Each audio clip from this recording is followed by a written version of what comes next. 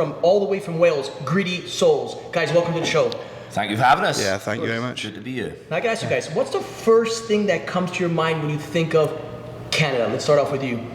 Maple syrup. I love it. Freezing cold temperatures. Exactly. Is it as cold as in the Wales as here, or? It's far colder, yeah. It's far colder here. I think like the temperature in Wales, like the peak drop is probably in like February time, and it gets to about -2 maybe, like Celsius. Yeah. So Yeah.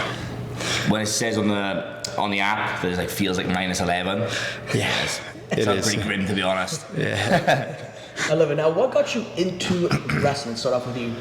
So I was always a fan of wrestling. So I remember watching the very first King of the Ring tournament, '93, when I was like 3 years old, and Bret Hart's run against Razor Ramon, Mr. Perfect, and Bam Bam Bigelow, and I was hooked ever since then. So I've been a fan for a long time. So I just love it. I just love everything about it, and yeah, I've just been a lifelong fan.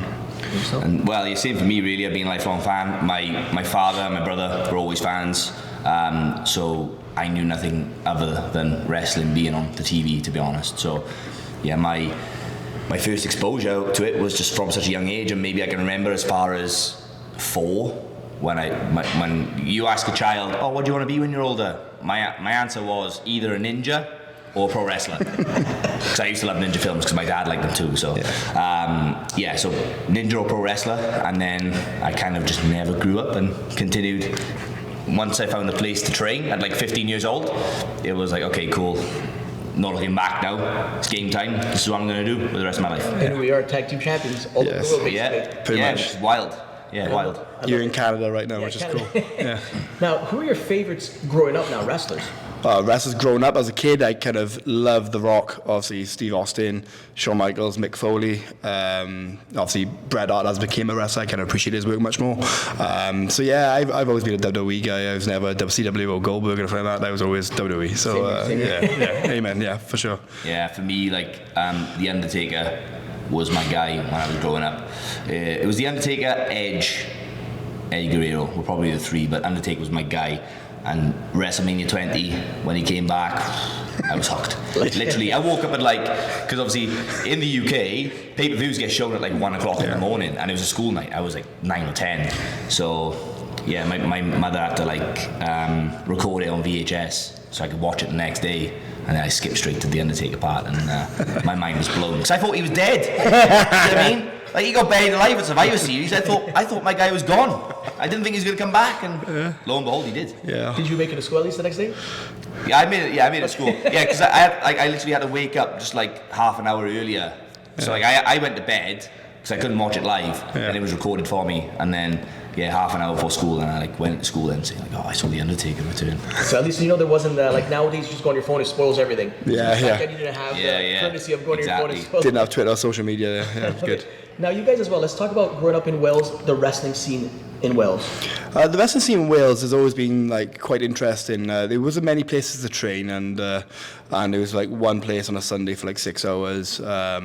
But eventually, over time, it kind of grew, and there are multiple schools. But the main school was Dragon Pro back in the day, and obviously that's where I first kind of entered professional wrestling training. And from there, then it's just grown and grown, and to the point now where I think it's the strongest it's ever been. And I think me and Dan will both agree that we're in New Wave Canada right now, but it started with New Wave in Wales, and now we're kind of growing and growing, and the talent pool in Wales is deep. The talent pool is, I would, controversial opinion, but I think body for body, I think the Welsh scene right now is probably one of the best in the world.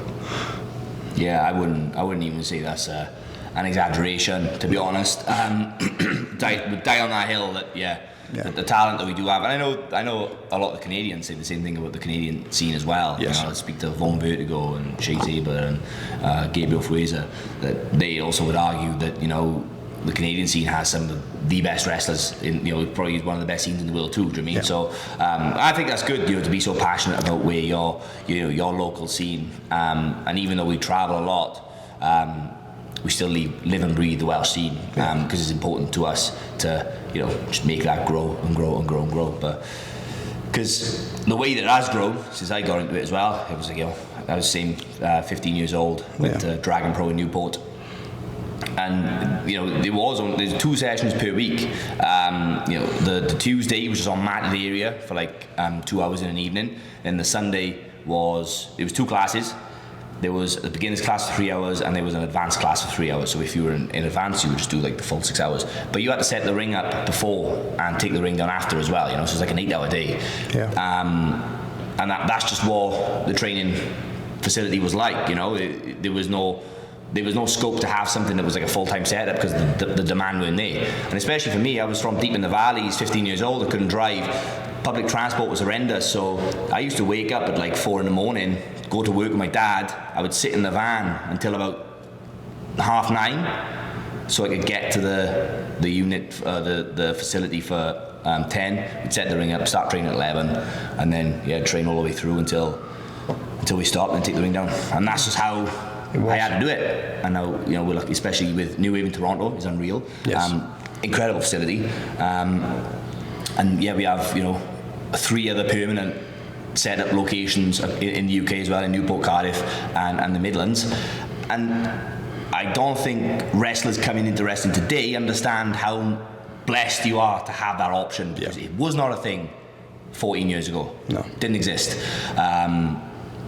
And it almost felt like, at the time, it felt like a pipe dream. I always remember saying, imagine if we had something that was permanently set up. That would be like unreal, and now it just exists because the demand is there, So it is wild, not just in Wales, but wild to see how much the scenes have grown across the world. Yeah.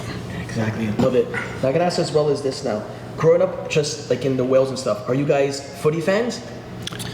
So I am not really like a football fan, but I will support Wales in anything. So I watch international football if they qualify for, say, the World Cup or the Euros. But I don't really follow a specific team.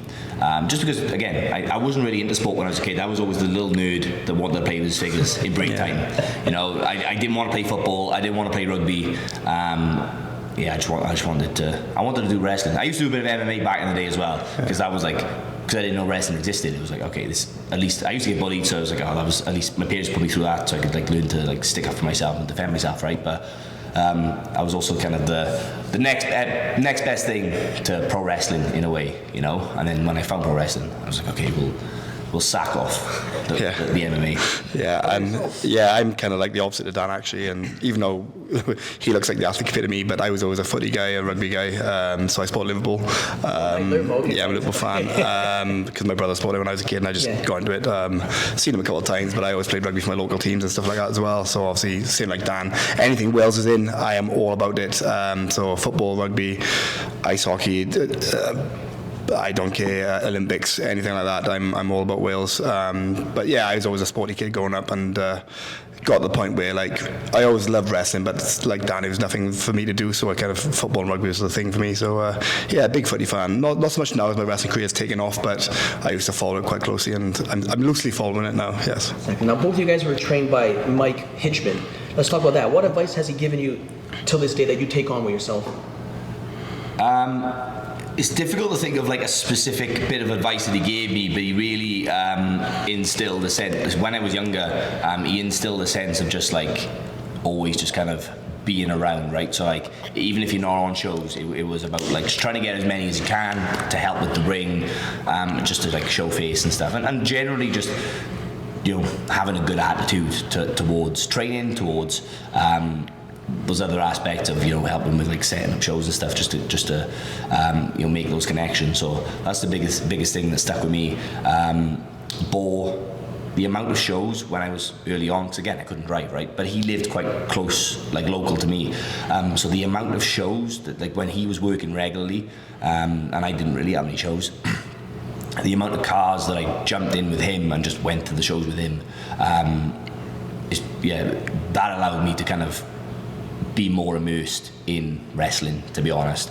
From that point then I was able to get to 2 to 3 shows a weekend, just start building connections for the future really. So that's the biggest thing that he helped with, 100%.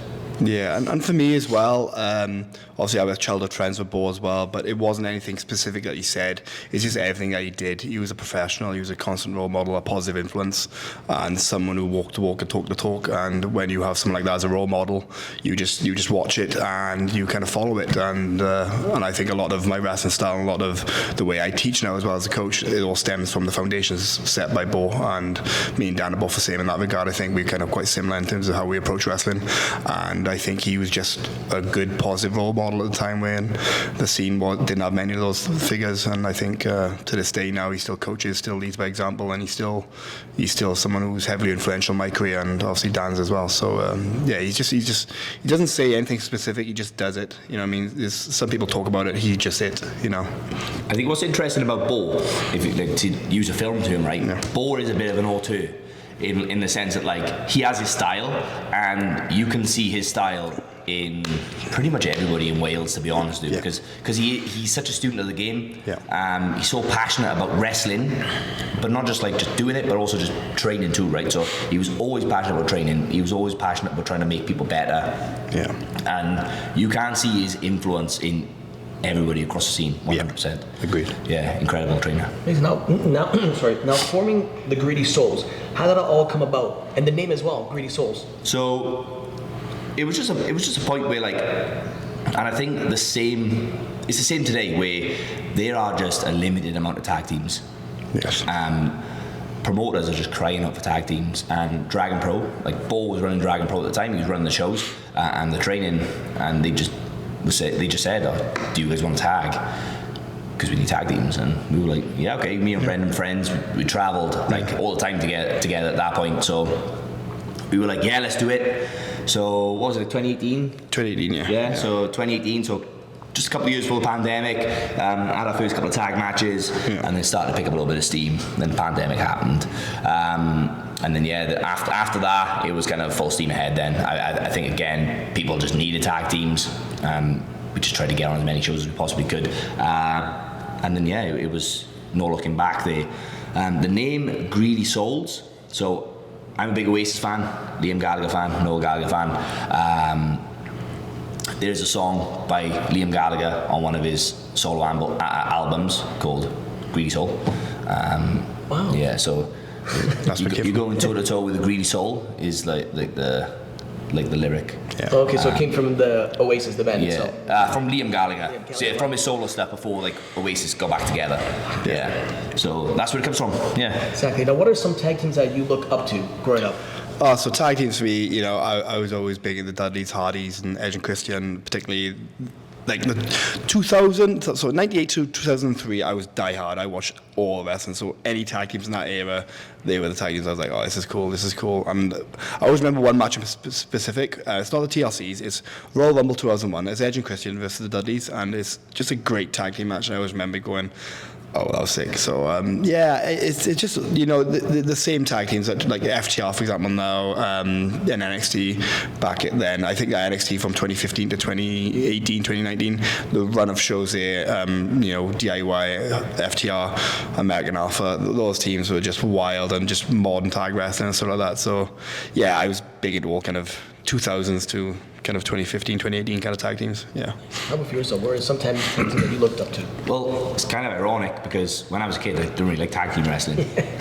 I honestly just didn't vibe with it, because I just preferred singles wrestling. I preferred, like, I guess you're watching like Undertaker. But like, if we're going to talk tag teams, probably the Brothers of Destruction when I was a kid, because Kane and the Undertaker. But I also loved the Hardys, and a team I absolutely loved when I was a kid actually was Paul London and Brian Kendrick, because they were just cool. I was young, and like Paul London used to do drop salt, and I was like, oh, that's badass. So I loved those guys. But generally, I just didn't like tag team wrestling.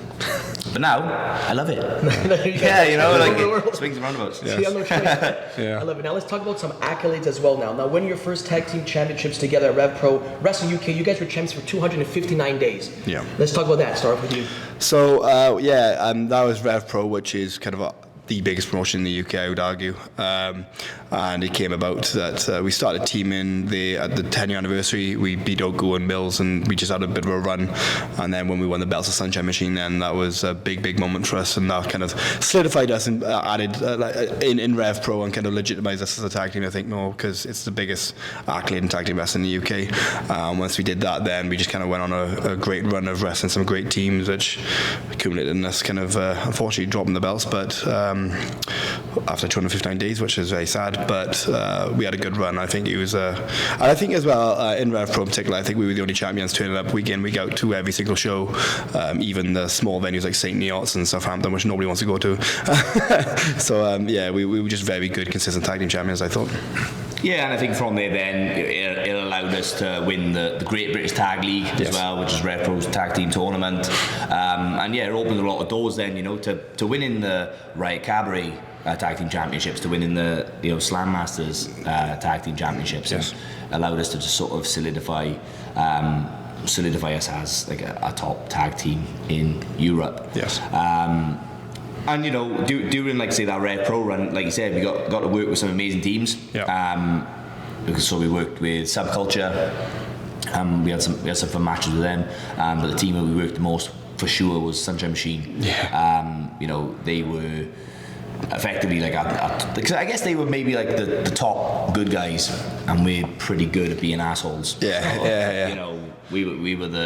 We were the villains that everybody wanted to boo. So it was a nice mix, because everybody wanted Sunshine Machine to win, but by proxy, the Greedy Souls just kept winning. And we had a street fight. With Sunshine Machine at York Hall, which was I wouldn't say brutal in the sense like, oh my god, there was so many weapons and thumbtacks or barbed. There was none of that, right? But it was just brutal in the sense we all just beat the piss out of each other. We bloody affair. Just take our belts off and just whipping each other and throwing each other into posts and using chairs, and everybody was a little bit bloody. I still have a scar on my nose, you can see it. It's from getting thrown for a chair, and the chair, the sharp edge, I just sliced my nose. Yeah, I got like a little scar on my side. It's like the shape of like a little mini pizza. From the end of a belt where like whip curled around me. So that was pretty rough. Now you guys, you just mentioned Sunshine Machine, also Subculture. Like if there could be like a team that you're going to pick out, who is to you your best rivalries today? Is it Sunshine? Well, yes, I'd say it more prolifically, but there was a team that we had in other promotions called Smoking Aces. I think we had some really special matches with them. There was one in a place called Southwest Wrestling in Bristol. It was 32 minutes of just magic. I don't know what happened that night. The crowd were really loud and feral, and I don't know, everything just came together that night, and we just had a really, really special match, and I still to this day haven't had that feeling since. And it was one other time in Denmark, we wrestled a team called Vanders Panya, when the crowd again were electric, and for some reason just it clicked that night, and it was just I came from that match kind of battered but buzzing. And I know that post-match feel. I mean, Dan knows what I'm talking about. It's that feeling of like there's no better feeling than that. So there's been some good ones. I think Sunshine Machine are the most prolific, but I think we've had some great ones with Subculture. But that Smoking Aces match is one that stays with me forever. I think that was a good one. Yeah, I agree. With Sunshine, they are probably, if you look on Cage Match, they're probably the team that we probably wrestled the most. Subculture is kind of different because we wrestled them a few times. But they're quite personal friends, right? And we've been through a lot with them. Especially, Flash and Brendan went to school with each other, when they were younger. So, Mark and Gav are like people that kind of helped train me like a little bit when I was coming through too. So a bit more like a personal connection there. With the Smoking Aces, we did have some special ones with them. And what I'll say about that one in Southwest Wrestling, it was like 32. It's on YouTube as well, but it's crazy it's like 32 minutes, right? It wasn't meant to be a best 2 out of 3 falls sort of thing, but it just ended up being that because it ended in spoiler alert, but it ended in like a DQ finish, right? To set up for the next show.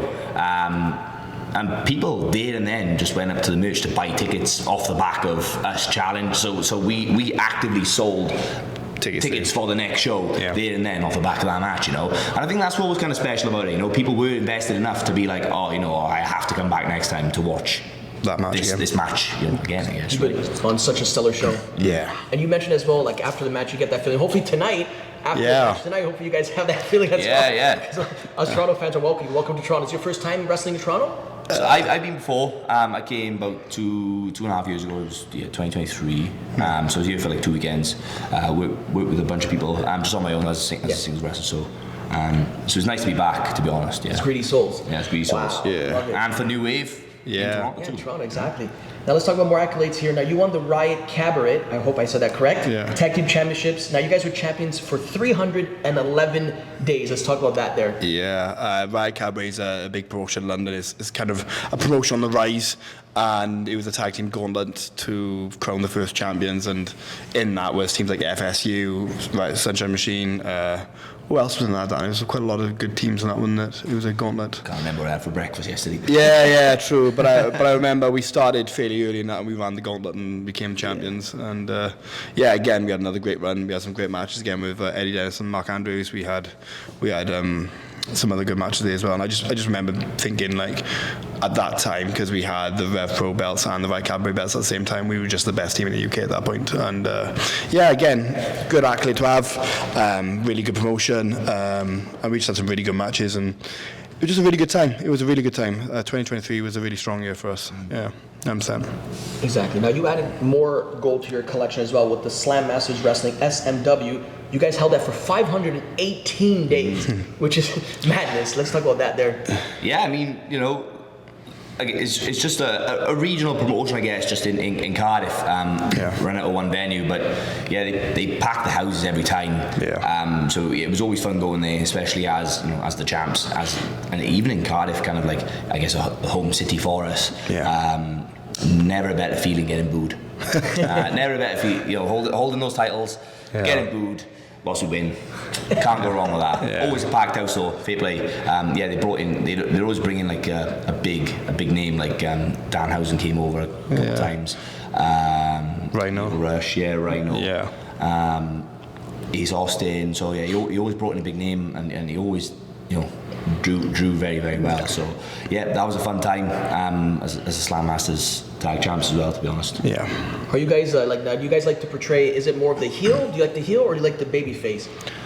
I think by nature, we are assholes, to be honest. Yeah. Like we are, it's just easy, it's easy for us to just grab someone's nose and try to rip it off their face, Yeah, we are. We're just easy, dislikable people, but same But time. maybe that ends up being just quite likable. So by proxy, we try to be asses, and then People they like just us. cheer us anyway. So Yeah. I love it. Now I'm going to get both your takes on this as well. Now the WXW, which is huge, tag team champions. Let's talk about that. Let's start off with you right there. Well, that came off the back of winning World Tag Team Festival, which is also huge. That's like the biggest tag team tournament in Europe, and we entered that. We wrestled Dragon Kid and Dragon D in the first round, beat them, which it was a huge thing for us to be in the ring with Dragon Kid. Then we beat a team called Violence is Forever, which I'm sure you're familiar with, and then we beat the team called The Grind in the final, which gave us our shot. And our title reign wasn't long, but we won the WXW World Tag Team Championships in Leipzig. We beat a team called Planet Gojira, and it was a huge accolade, and I said it right this time. you said it wrong still. Did I? Planet Gojira. Gojira, But every okay. time he says Planet Gojira, and the Germans love it. Yes, they mock me for it now, but yeah, it was a huge accolade for us. I think we're the first Welsh team to ever win those championships, and again, me and Dan are just making history all the time. First Welsh team to ever wrestle for New Japan, first Welsh team to ever win the Rev Pro Tag Team Championships, first Welsh team to win the WXW World Tag Team Championships. It's just history being made and setting the trend for what's to come, and I think the Welsh scene's so hot right now because the people leading the scene, like people like me and Dan, we are setting the examples for other people to follow and opening the doors for people to walk through. Yeah. Your take on that? Yeah, same for me. It was a very proud moment, and the main people involved at WXW. I had the conversation with them and just said about how much it meant to me, because when I started wrestling.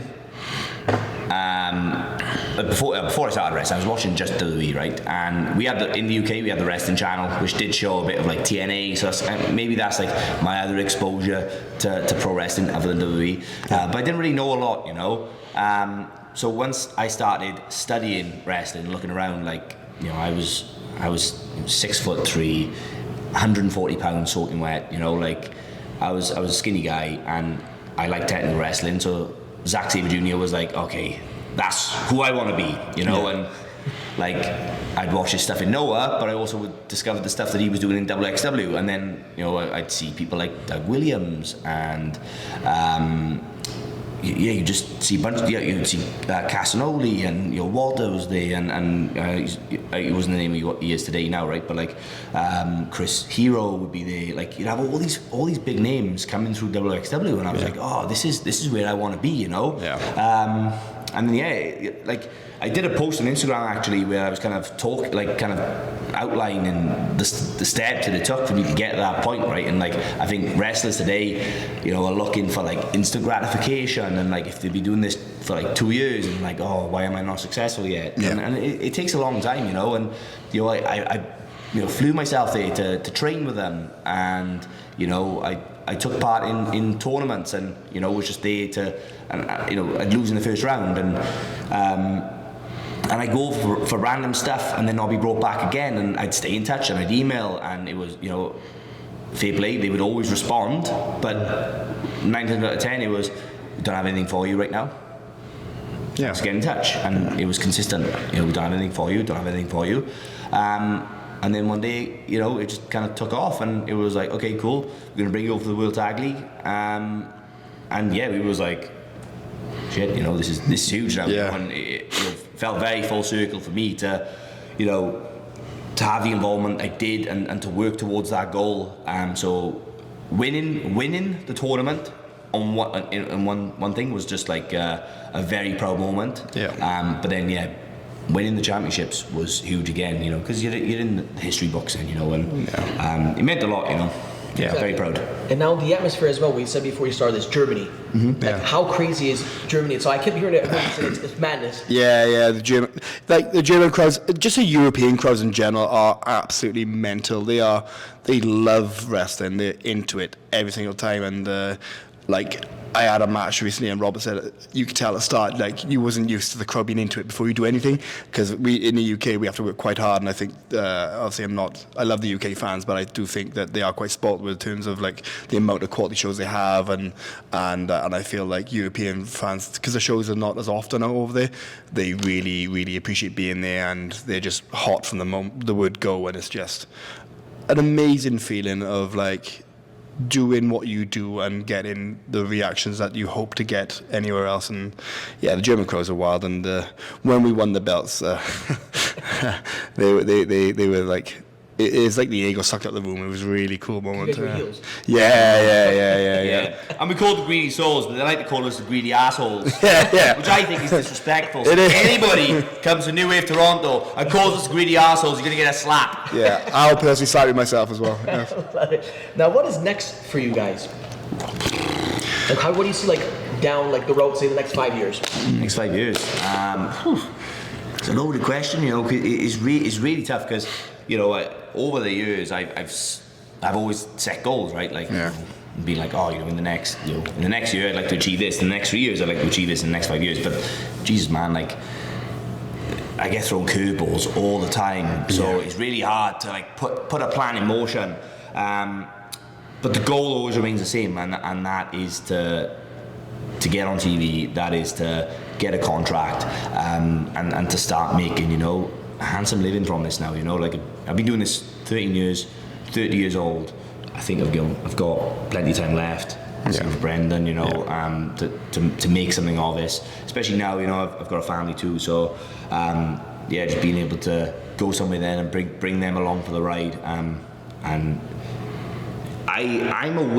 self-aware enough that I know that this doesn't last forever, and that there is a time where this has to come to an end, right? Or at least, you know, traveling as much as you are, and performing to the highest level you can. I'll probably still have some form of involvement in wrestling for the rest of my life, especially if, you know, my son decides to do this when he's older, right? That's his choice. But like, yeah, I just think like the goal in the next 5 years is to be solidly on TV, and yeah, I'm making a good living from it, and I feel like I'm living the dream now, to be honest with you. I'm grateful for everything I've got, because I know 10 years ago I would have been biting people's hands off to be in the position I'm in now. And then, in 5 years' time, I want to be able to say that just to a more extreme level, I guess. I have high expectations of what I can achieve, and I believe that I can get there. I can only speak for myself, and I'm sure Brendan will say the same thing. Yeah, like Dan said, I would love to make a full-time living off this on TV as a regular TV wrestler. Obviously make a lot of money from this, because that's what we're all here for.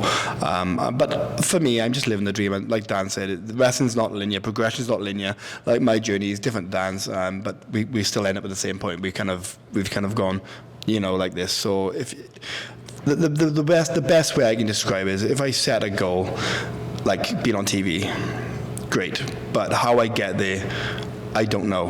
I don't worry about the destination. I just concentrate on the journey and making sure I enjoy the journey.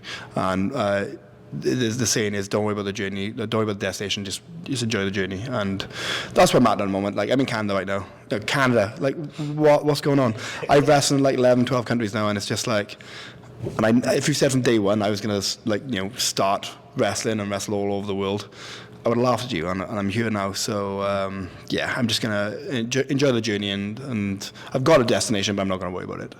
Yeah, I said it better. I agree, really. As two Welsh lads from the valleys, from underprivileged areas, like, I grew up, from a relatively poor family. I didn't have a passport until I was 17, when I paid for it myself.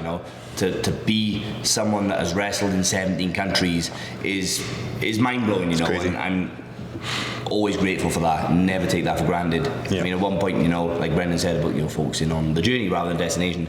I think a lot of the time, and especially when I was younger, I focused on the destination a lot more, and therefore I guess I was unhappier, right? Because I wasn't actually enjoying the journey. I wasn't really enjoying the now and enjoying what I'm experiencing now. Whereas as I've got older, I've been able to kind of flip that on its head a bit and enjoy what I'm doing now. And like, this trip has been one of the best trips overseas I've ever had. It's been awesome. Wow, couldn't have said better. I want to also congrats you guys as well for the journey. You guys, people don't really see the hard work, dedication that really goes behind it. So as they say, give your flowers. Say thank you so for much. so much memories. Like, we see obviously through socials, You guys are putting in the work. So congrats on that for sure. Thank you. And I got to say now, the fans love to hear this. Fan questions, as I call it. Dream match. Dream Let's start match. off for you now. Let's say a tag team dream match. Anybody from the past and present tag team. What would it be for you? A tag team. Greedy Souls versus. Like, the carrot got dangled one time. I won't say where or anything like that, but it got dangled one time. FTR, that's the team. That's the team for me. That needs to happen. I think it really needs to happen. Well, I mean, just because I think in terms of our values as a tag team, we appreciate the style that FTR work, and we appreciate the style that they are, and the era they are very much influenced by. People want to call it old school. I mean, I think old school is still kind of new school, really. It's coming back around. I don't think you can get more solid workers, really. So that's why there's a big match for us. Like, in now, if we're talking historically, slot me in that three-way tag team ladder match at WrestleMania 17. Greedy Souls versus the Hardys versus Christian versus Dudleys. All about it. I love it. I love it. Now, I'm gonna start with you. Now, is this what has wrestling taught you? I think wrestling has taught me. Good question. Humility, and that wrestling has given me everything, but it owes me nothing. So anytime I've been successful in wrestling, anytime I haven't been successful, it's been all on me. So if anything, the wider lesson is there. If you want something, you have to work for it. You can't just wait there and expect things to be given to you. You have to work for it. You have to earn it. And I think that's a really good life trait to have. So outside of wrestling, if I don't achieve my destination, then I know I've got the right principles learned from the graft in wrestling to graft and be successful elsewhere. So I always feel like having humility, not being arrogant, not thinking you're above anything. You were just there. You're there to work hard, and you'll get out to something what you put in. I think wrestling's been the case in point of that, because me and Dan are people, like, we set more rings than most other wrestlers in the UK, hands down. We've done more traveling than most other wrestlers, hands down. But I don't say that as a we've done this but we should get that. It's like, no, we've done this, and we're in positions now that reflect our hard work, you know, and, you know, don't compete with other people, compete with yourself and get better that way, you know. Now, what has wrestling taught you? It's taught me a lot of things, but I think what sticks out in my mind is that consistency will get you a lot further than anything else, you know. If you can just keep showing up consistently, and I mean that's, you know, your work ethic, that is your attitude, generally your energy, and just being someone that people enjoy being around, you know, lots of things really. But if you can just be consistent as much as possible, I know it's difficult, right? You know, we go through peaks and troughs with, you know, how our mood is, or you know, just like how, like, you know, how momentum is going with your own career, right? Like, yeah. I get that, but it's just about trying to just keep things as consistent as you possibly can, and yeah, just not quitting, you know what I mean? Like, and just, that's what I'm saying, like being consistent with that and just sticking at this, because even though certain things might not be going your way, and it applies to wrestling, but it applies to a lot of things in life. You know, you could be doing whatever job, it could be family life, it could be, you know, with friends or whatever. Even if, you know, something isn't going your way, if you can just show up as consistently as you possibly can, and just don't quit, then that's just going to, you know, keep, you know, furthering you along, and you will see progression over time. You know, you've just got to, again, understand progression isn't linear. Yes. You know, that's why focusing on the journey is important, because when you actually then over a long period of time, you look at where you progressed to and you look at where you came from, even though it's like a roller coaster, right? The proof is in the pudding if you're being consistent enough to just, you know, just stick with it, you know. Exactly. Now, what does your tag team partner mean to you? Oh, well, to be fair, it's just like with Dan, it's kind of having someone to be on the road with and do those journeys with, and sort of like just keep you sane, doesn't it? You know what I mean? And I was just successful as a singles wrestler for the most part, but I think tag team wrestling got me to the next level, and I think I'll always be grateful for Dan, because without tag team wrestling, I don't think I would have achieved as much as I did. So, yeah, he means a lot. He's one of my best friends as well. But it's kind of helped my career tenfold. Yeah, I agree with Brendan. You know, like, yeah, it means a lot to me. You know, at this stage of our life now, you know, we are like brothers, right? Yeah. Like, you know, he's one of my best friends. We spent so much time with each other. Like, I did a lot more traveling what Brendan did before we tagged, right? So I've done like a lot of solo traveling with wrestling, and when you're with someone, it's a million times better. Like, you know, wrestling with your friends is a much different experience than just kind of wrestling on your own and then going to a show where you don't really know anybody, because that can be quite intimidating when you go into a new scene. You're just on your own, and you can kind of feel a little bit lost, right? So yeah, it means a lot, because, you know, we've just always got each other to kind of lean on. You know, if Brendan, you know, if Brendan's injured or if I'm injured, you know, it's give or take. You know, we can help each other out, and we're just there for each other, really, to lift each other up. And yeah, just again, consistency, right? Like, it's not about you know, each of us giving like 100% every single time, because if I can only give 80%, then Brendan's able to just, you know, take that extra 20% for me, and vice versa, you know. So yeah, you know, it means a lot to me, and I've had some of the best times in my career alongside him. Yeah, I'm grateful for him for this journey, definitely. Zach, now coming down to the last couple of questions. Now, this is the one thing I love to ask the best, because you guys are a tag team. Give me your Mount Rushmore of tag teams. Start off with you. Ooh, Mount Rushmore tag teams. Oh, like... interesting one. So get ready, fans can rip you. No, I think as a fanboy child as well, when the Hardys came back at WrestleMania, I felt a certain way about that. So obviously they have to be there. Again, I was like, because obviously there's a lot of 80s wrestling tag teams, stuff like that, which, you know, you kind of the Rock and Roll Express, everything like that. But I never really grew up in that area, so I can't appreciate it as much as I know I should. So that's why I can't put them on that, even though the accolades speak for that. I can't, because it's a generational thing. Like as I say, what you grew up watching. Yeah. So obviously, like the teams for that, so, you know, Hardys, Dudleys, Edgerton, they have to be there. Obviously FTR there for me, in my opinion. So yeah, that's my Mount Rushmore. I think I have to stick to this. The teams I grew up with watching, I didn't really watch much more than that. And again, even Kendrick and London, they were a fun team for me as well, but they just never quite matched that. You know what I mean?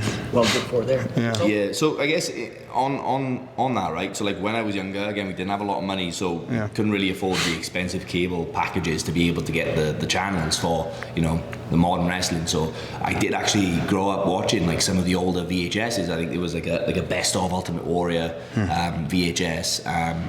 Used to watch all pay-per-views and stuff. So when I was younger, I did love the Rockers, even though I was watching them like, you know, 10 years later. You know what I mean? So I love the Rockers. I even had them as my computer screensaver at one point, with it like this, you know, in the blue thing. Yeah. So yeah, I would stick the Rockers on there because obviously, you know, Michaels is like one of the best to ever do it. Yeah.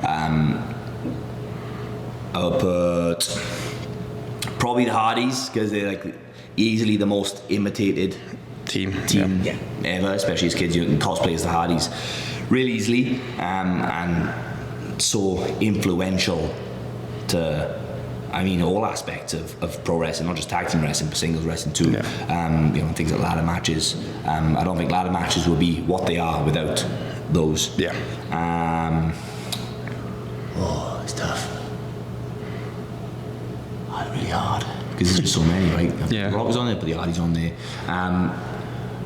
Again, it's probably very telling of the generation I did grow up with, but yeah, probably Edge and Christian. Yeah. Canadians too. Yeah, so Edge and Christian. I never really did these growing up, so I'm not going to put them on. No offense. I appreciate you, but yeah, I'm not going to stick you on it. Oh my God. These questions kill me. It's one more because Rushmore's 4 people. Okay, one more. Put the greedy souls. I have people here actually put themselves up. I will put the greedy souls on there because any team out there that wants to challenge that, come and have a go. Yeah. Think you're hard enough, come and have a go. So, yeah. Actually, that's my Mount Rushmore. The Rockers, Hardys, Eddie Christian, and the greedy souls. And if you disagree with that, let's go. Yeah. Now, the last question is a legacy question. Now, when it's all said and done, what do you want the fans to remember the Greedy Souls as? Start with you. I think I'd just like to remember us as a team that always give 100%, always kind of worked for the live audience and always kind of wanted to get a reaction from them. I always think like every single match we've had, we've always kind of had a reaction. I always like to think that when it's all said and done, they kind of appreciated the work that we put in, and it was quite telling actually as well because we haven't been to Rev Pro for like a year, and we came back like last month, and the crowds were kind of like the fans, and even though we were still villains and stuff like that, they were happy to see us because I think they realised actually the work we put in from 2022 to 2024 was a lot of consistency, a lot of great matches, and we always give 100%, but we kept ourselves for the big shows and stuff like that as well. We kind of. So I think just appreciate that you know we really tried to tell stories and really tried to kind of have good fun tag team matches, and just we work for the live audience, and I hope that, and when the fans are happy to see us again, it's like I think they knew that that's the team we are. We work for the live audience, we work to get reactions and stuff like that, and I hope everyone who paid a ticket knew that we appreciated the reactionary response that we had from the fans. So for me, just a team that were well oiled and easy to hate. Yeah, I think key word of the convo, consistency. Yes. I think like just constantly showing up, putting in the work, and just trying to perform at the same level every single time. And just being a team that actually just are trying to win, you know. Too many people get caught up in trying to be cool and trying to be fancy, but we're not trying to be cool or fancy, to be honest with you. We just want to win, and we want to make people feel something. And if I can make you feel uncomfortable when I'm slapping up your favourite team and I'm trying to pull your nose off, then perfect, you know, and that's what I want to do.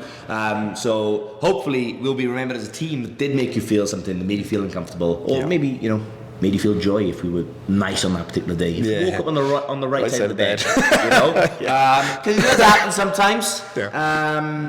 So I think it would be trying to make them feel something, and just general consistency in how we show up and present ourselves. Yeah. Exactly. Guys, can't thank you guys enough. Thank you very Radiant much. Souls, welcome to Canada. Welcome Thank to you New very Wave. much. Yeah. And guys, one of the best tag teams to do it right now. And until next episode, we're out.